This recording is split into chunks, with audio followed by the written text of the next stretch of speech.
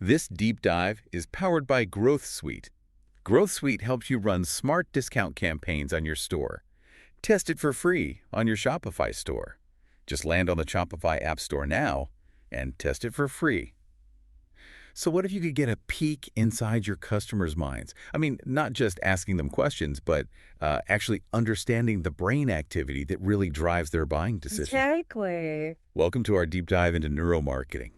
This is fascinating space where, brain science meets the day-to-day reality of e-commerce. It really is. It's all about getting to the biological why behind the buy, isn't it? What's fundamentally motivating someone deep down to click that button for your product over someone else's? Right. And for you listening, especially if you're running an e-commerce store, think about this. Mm-hmm. What if you could tap into those core drivers?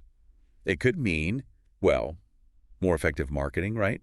Better product pages, maybe even higher conversions. Absolutely. We're going to unpack some pretty surprising stuff about how our brains actually decide what to buy. Yeah, and our aim here isn't to drown you in jargon, but to pull out the actionable insights. We'll look at specific brain areas, what lights up when someone's thinking about buying. We'll talk about the neural signals that are actually pretty reliable predictors of whether someone will buy, and how businesses are already using this stuff. Using it to get real results. Yeah, real results. And importantly, how you can start thinking about these ideas in your own strategy, even without a lab coat. And get this, apparently studies are showing these brain-based predictions. They can be something like 70 to 80% more accurate than just, asking people what they plan to buy. It's kind of mind-blowing when you think about it, that gap between what we say we'll do and what our brain activity shows we'll do. Huge implications. And it connects directly to the bottom line, too, right? You mentioned conversion rate lifts. Exactly. Companies using these neural insights are reporting improvements, often in the range of, say, 15 to 30%. That's significant. Okay, so let's get into it. The neural nitty-gritty. What's actually happening upstairs when we're deciding whether to buy something? Well, at its core, you've got a few key brain regions that form this sort of decision network. First up is the reward system. The nucleus accumbens is a big player here. The reward system, okay. Think of it as the brain's, ooh, I want that center. When you see something appealing, maybe a great product image, it releases dopamine. That creates the feeling of desire, of anticipation. So that initial visual hook is crucial for getting that system buzzing. Precisely. Your visuals, your offer, they need to spark that initial excitement. Then you've got the prefrontal cortex. Right, the thinking part. Exactly. This is more the analytical part. It's weighing the pros and cons, like, does this make sense for me? Can I actually afford it? It's where that rational evaluation kicks in. The little voice of reason trying to be heard over the I want it voice. Kind of, yeah. And at the same time, you have the insula. Now, the insula processes feelings about the transaction itself, especially the potential pain of spending money. The pain of parting with cash. I know that feeling. We all do. And then there's the amygdala, which is reacting emotionally to the product itself. Do I feel good about this brand? Does this resonate with me? Wow, okay, so it's like this rapid-fire internal debate, desire versus logic versus the ouch factor of the price, all colored by emotions. That's a really good way to put it. These areas are constantly talking to each other, asking those key questions. Do I want this? Is it worth the cost? And maybe crucially, will I regret this later? Okay, so understanding this internal brain committee, Mm-hmm. why is that so important for, say, someone running an online store? What's the actual business case for understanding neural prediction? Well, the big benefit is just more effective, more efficient marketing. Imagine designing your ads so they directly tap into that reward system we talked about, capturing that desire right away instead of, wasting spend on messages that just don't connect on that deeper level. So neuro-informed advertising, basically, cutting through the noise. Exactly. And it goes beyond ads. It influences product design. How can you make the product itself trigger positive emotions? It helps with pricing, finding that sweet spot where the value feels right to the brain.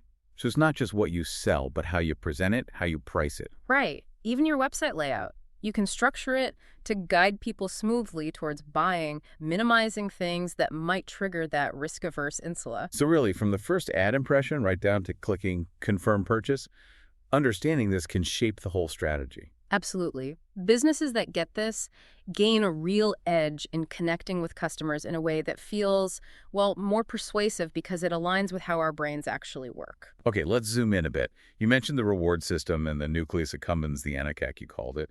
How strongly does that predict a purchase? It's a really strong indicator. Higher activation in the NAC when someone's looking at your product, that correlates strongly with a higher chance they'll buy it. There was one study suggesting NAC activity alone could predict the decision with like 80% accuracy. 80%. Wow. That's like seeing a yes light flashing in their brain. Pretty much. So if your product page, your images, your description can really spark that anticipation of getting something good, that's a huge plus. Makes sense. And what about the orbitofrontal cortex, the OFC? You said that was about value. Right. The OFC is crucial for assessing value. It's constantly asking, okay, I want it, but is it actually worth the price? Strong OFC activation when the price is shown. That usually means the customer sees it as a good deal, that the perceived benefits outweigh the cost. So clear value communication is key to getting the OFC on board. Absolutely. It's not just the price number itself, it's the brain's whole calculation of what you get for that number. Okay. Now, the flip side, the risk assessment part, the insula. Yes, the insula. Increased activity here. That often predicts a no decision. It's linked to those negative gut feelings, the pain of paying, sensing risk, maybe uncertainty. Like seeing unexpected shipping fees pop up right at the end. Oh, classic insula trigger. Exactly. So minimizing those friction points, those unpleasant surprises that activate the insula is absolutely critical for keeping people moving through the checkout. So a smooth, transparent checkout isn't just good design. It's actually calming the brain's built-in alarm system. You got it. And interestingly, the amygdala, the emotion center, can play a role here too. If someone has a really positive emotional response to your product or brand, that positive feeling can actually dampen the insula's negative reaction to the price. A strong brand connection can make people less sensitive to the cost. So building that emotional resonance can literally help overcome the financial hesitation in the brain. Fascinating. What about the conflict monitor you mentioned? The anterior cingulate cortex, the ACC. This area gets more active when there's internal conflict. Like, I really want it, but, I probably shouldn't. High ACC activity suggests the customer is on the fence. So your messaging needs to anticipate that hesitation and offer reassurance. Things like guarantees, strong reviews, clear return policies that can help reduce that ACC conflict. Right. Addressing the doubts head on.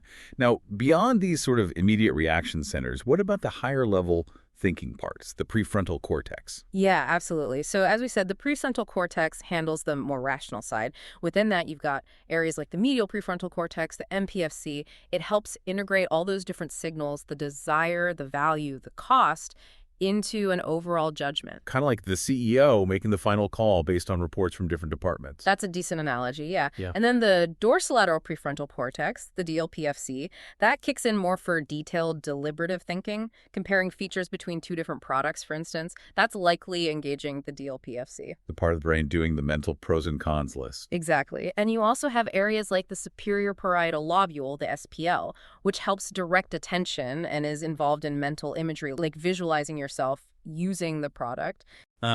Helping you imagine the benefits. Right.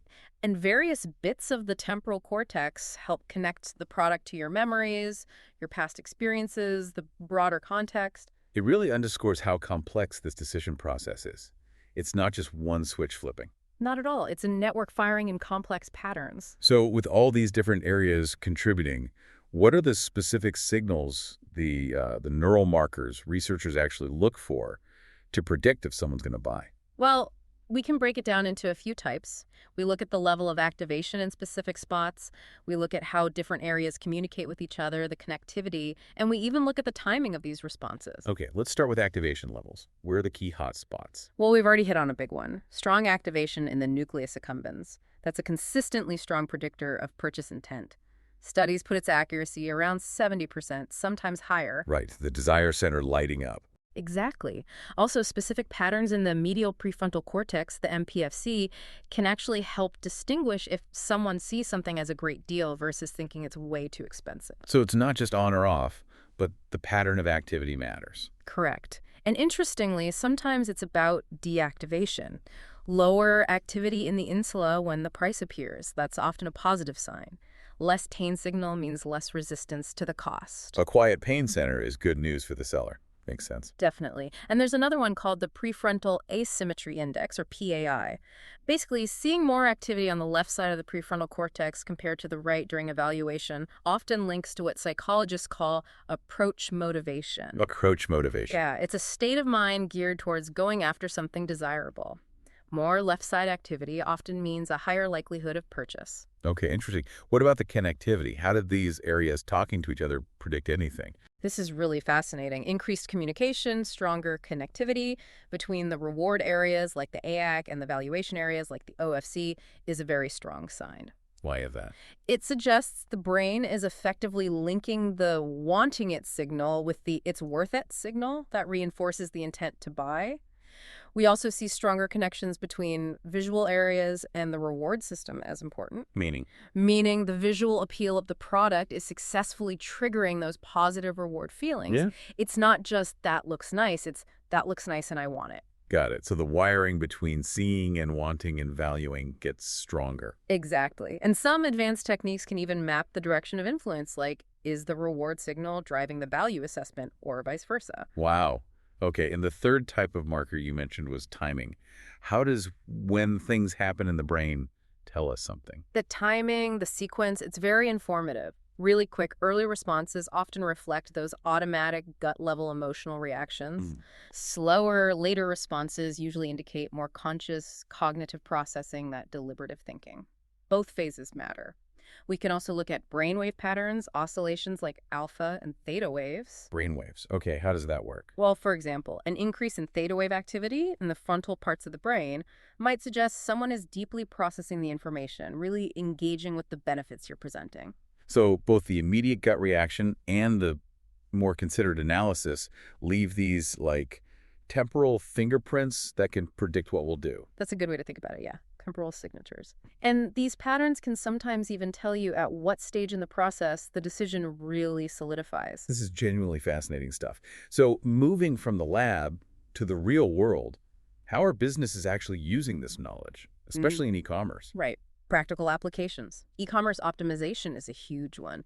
Companies use neuromarketing testing, maybe EEG or fMRI, or sometimes simpler biometric measures to test different versions of their product pages. Testing layouts, images, copy. Exactly. Seeing which versions trigger the strongest positive neural markers linked to buying.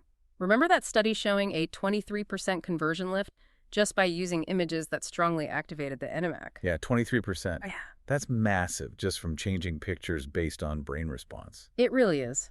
Another major area is checkout optimization. Identifying and smoothing out anything in the checkout flow that triggers that negative insular response, like confusion, unexpected costs, too many steps. Removing those neurological roadblocks, basically. Precisely. Reducing cart abandonment is a key goal there, making that final hurdle as painless as possible. Makes sense. What else? Well, some platforms are getting sophisticated with personalization, using neural insights, perhaps from aggregated studies, to predict which types of products are most likely to trigger positive reward responses in different customer segments. Wow, neuro-powered recommendations. Kind of. And even cart abandonment emails. Research suggests messages that focus on evoking positive emotions associated with the product work better, about 35% better, according to one report, than messages relying purely on scarcity or fear of missing out. Interesting. So less don't miss out, and more remember how great this would be. Something like that, yeah. Tapping into the positive anticipation again. And overall, for e-commerce businesses really leaning into this, what kind of conversion rate impact are we talking about again? The figures often cited are in that 15 to 30% improvement range, compared to relying only on traditional A/B testing or surveys. It adds a powerful layer of insight. That definitely highlights the potential value of understanding the buying brain. Now, for someone listening, maybe feeling a bit overwhelmed but also intrigued, what are some first steps? Do you need your own brain scanner? Haha, definitely not. You don't need a neuroscience PhD or expensive equipment to start thinking this way. The first step is just to consciously look at your customer's journey through this neuro lens. How so? Ask yourself, where are the opportunities to trigger that reward system? What visual elements? What offers? And conversely, where are the potential pain points? What could be activating the insula, confusing navigation, unclear pricing, perceived risks? How can you build positive emotional associations with your brand and products to engage the amygdala positively? So using the framework, even without direct brain data, to analyze your existing marketing. Exactly. That's a great starting point. If you want to go deeper, you could consider partnering with established neuromarketing vendors or consultants. They have the tools and expertise, Right. but maybe start small. Pick a specific challenge like optimizing a key product page or testing different checkout flows. Define clear metrics and run a pilot project informed by these neural principles. See what impact it has. Test the waters with targeted experiments. Precisely. And educate your team.